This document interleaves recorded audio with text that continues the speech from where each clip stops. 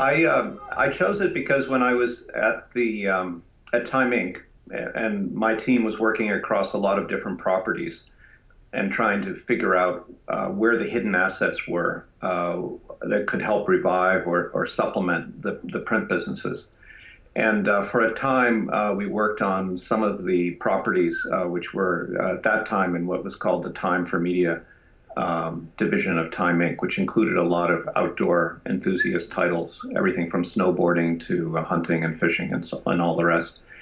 And the key insight that we had there was that user supplied media, whether it was somebody skateboarding and making a video of it, which is, or surfing and making a video of it, which has become a mainstay of those brands in recent years, that was really the key to unlocking a lot of value within those brands. In other words, if you read Field and Stream, or if you read Surf, or if you read Skateboard magazine, you wanted to be able to contribute your own exploits to that audience. And we sold Bonnier. We sold those properties to Bonnier, and Bonnier has prospered with them. They've done really, really well. And when I left, I thought it would be really interesting to try to build a publishing platform that would allow those enthusiasts, regardless of the category, to publish their pictures, their video, their stories. And then when we were looking at the categories, we discovered that fishing in particular is the largest of all the enthusiast categories. There's nothing that quite compares to it in terms of the number of people who go fishing in the United States.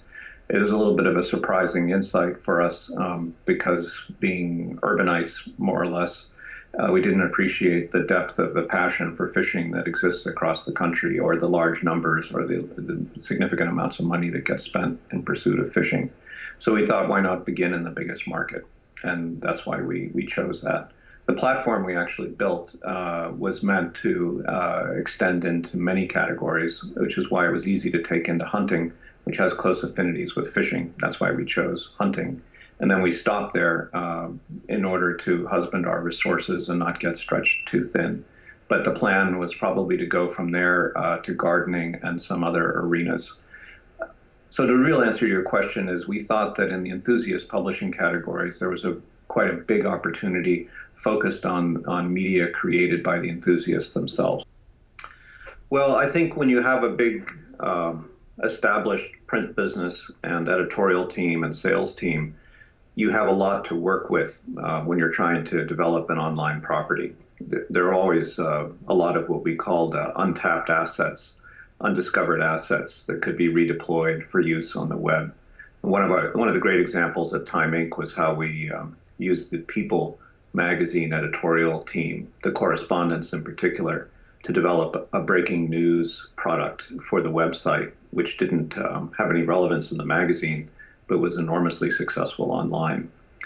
When you're starting from scratch, as we did with Go Fishing, you've got to think about how to create content and create it in an economical fashion so that it's in line with the economics of a ad-supported business online, which, as you know, are pretty demanding. I would say I'm out of the print business, yes, absolutely, until I'm back into it. So, I'm a great believer in print. I just think that print in the future will have to be ever more beautiful and compelling in order to be worthy of consumers' attention. So I think we can already see this, that magazines that really thrive as magazines, that are beautiful as magazines, that really are a perfect expression of what the magazine designing art is all about, they are doing just fine. And consumers still want them, and advertisers still want them. And a lot of other things that were just information tucked into the pages of a magazine because a distribution model or something else could support it as a good business, those have already or will soon fall by the wayside. And of course, digital will take up the slack. So I think that distinction will be there for a long time to come. That's the hardest question of all. You can create something really beautiful, and it's difficult to get attention. What we do is use our available distribution mechanisms to get the word around about the app that we created. what we did essentially was take the best of 10,000 posts that took place in 2011 on the Go Fishing website. That's GOFISHN.com, and turn them into quite a beautiful app that has a magazine-like experience. And we used all the folks whose content we included to help us promote the app. And we also used our Facebook presence, which has nearly 200,000 fans, to promote the app. And then we reached out to anyone we knew to download it, to review it, to help us get the word out. But I'd say we're still in an experimental mode. We got some pretty strong initial response. We think we may have priced it a little bit too high. Pricing is another function that seems to have a pretty dramatic impact on how widely used your app might be. So it's tricky, and it's something that you really have to think about ahead of time.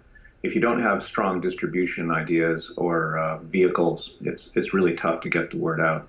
Well, the advantages and disadvantages are pretty stark, I have to say. When you're at a big company, of course, you have lots of help, and you have an enormous established base in everything. On the sales front, people return your calls. On the editorial front, you have very talented teams who are busy doing great work. On the brand front, you're out there and consumers know who you are. When you're running a little business like I am, all of those things go back to zero, basically. You only have the staff that you can afford, which in my case is almost nobody. And then the brand is something you still have to establish, and all of those other things have to be built from scratch. So it's far more demanding from a kind of building standpoint, but it's also far easier from a coordination and communication standpoint. You don't really have that many people to stay in touch with, whereas in a big company like Time Inc., you have to reserve an enormous amount of time for feedback and explaining your plans and making sure everybody's on board and is ready to support you. The pleasurable moments come, every few days when we discover some content in the fishing world or in the hunting world that is truly exciting, that's been uploaded by somebody who's an amateur.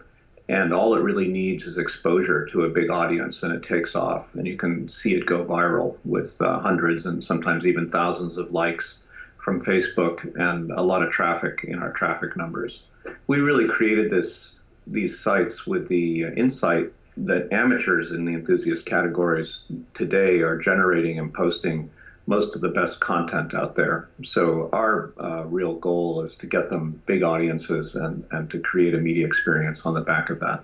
Well, there are plenty of nightmares. We, for instance, thought it would take us 6 months to develop the site, and it took us more like 18 months, of course.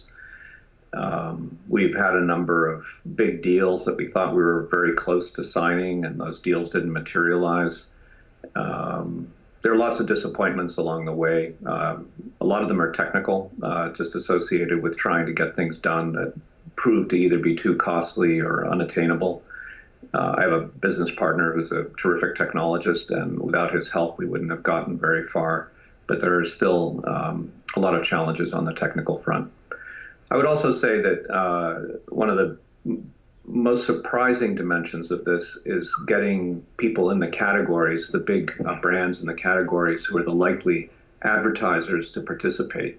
But what I've discovered is that in fishing and hunting, and this is one thing I really wasn't prepared for, the businesses themselves are in pretty tough shape, and they aren't all that keen on advertising in the digital realm. So I brought some assumptions with me that were more from the consumer product goods arena in mainstream publications, places like People and Time and all the usual Time Inc. titles, where the appetite was pretty strong among advertisers to participate on the digital side. And I would say in some of these more specialized categories, that appetite isn't so strong. Well, I'd say we've been a success from a brand standpoint, and we are successful from an audience standpoint. But trying to match the audience scale to the available ad dollars is very tricky. And in that sense, we're not any different from any other media business, any free ad-supported media business online.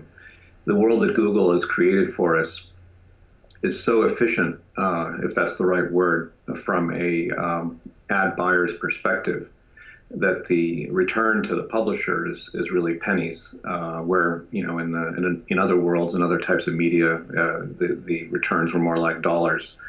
So scaling is a very, very big chore. If you're going to get significant revenue out of the website, you have to hit very big audience numbers, and or else figure out how to sell premium advertising.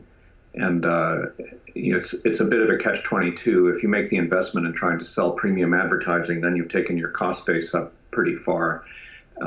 And the alternative is to figure out how to drive your audience through the roof, which is a function of time and improved Google PageRank and other things that are difficult to control for or to wait out in the event of time. So that's sort of the conundrum. It's the same, I think, that a lot of online publishers face. I was the tail end of the sort of traditional era of the foreign correspondent. So when I went overseas for Time magazine, we still had pretty big bureaus that were well staffed. And they were well staffed for a reason. It was difficult to just use the phone. I can remember when I was in the New Delhi bureau, we had a couple of young men who did nothing but dial the phone all day, just trying to get through because it was that time consuming. And today, of course, that's not an issue. I can remember my hands aching from using manual telexes in places like Kabul, where even if it was well oiled, it was still very arduous to pound out a long yellow tape that would eventually send your telex where it was going with your file back to a headquarters in New York. And then near the end of that tour, I remember using some of the early laptop computers with a bulky modem that would actually transfer over the phone lines at a rate of 300 baud, which meant that it basically took an hour sometimes to send a whole file over the phone lines, but that was pretty revolutionary. Of course, today, correspondents and photographers in particular have it so much easier than they used to. They don't have to get back to an airport and ship film and things like that. And correspondents generally can find whatever telecommunications hookup that they need, even if they go direct to satellite with a local piece of equipment. So from that standpoint, everything's much more immediate. But I also think that for a lot of foreign correspondents, they probably don't have as much help as they used to. The budgets are so much smaller than they once were. And of course, they're much thinner on the ground than they used to be, which is really a shame because I think readers suffer terribly as a consequence. By the same token, most of the big news organizations, I think, do a pretty heroic and determined job of getting people where they need to be and trying to support them. So a lot has changed, but I think the core commitment that maybe with somewhat reduced budgets is still there to trying to get the good stories overseas. How do you see the future of journalism today? That's a really interesting question. I think that the demands on full-time professional journalists are tougher than ever. I think that because the ability of audiences to respond and even compete with journalists is so easy to pursue. In other words, anyone can start a blog, anyone can post on Facebook, anyone can come up with better information if they put their minds to it. So journalists, in one sense, are more accountable because their audience can respond to them so much more quickly and correct them or challenge them if need be. I don't think that's a bad thing, but it definitely makes a journalist's job tougher. I think that the real problem for journalists is that the business model that made their work possible obviously is under siege. And the resources available to hire correspondents, to train them, to help develop their careers, to position them in foreign bureaus or even domestic bureaus, those resources are diminished. And as a result, there are fewer working journalists and there's less coverage and there's less competition. That's really unfortunate. And I hope very much that there are business models that emerge that allow for a return of the numbers of journalists who have good, solid careers and good paychecks, working for whether it's the new breed of organization like Politico, or whether it's revived daily newspapers and magazines. or whether it's the big guys like Thomson Reuters or Bloomberg, who are going to continue to produce the independent journalism that I think the country and the world really depend upon. What keeps Ned up at night is this conundrum I mentioned earlier. It's about how do you scale fast enough to derive meaningful revenue from the websites. That's really, I think, the toughest problem for online media folks.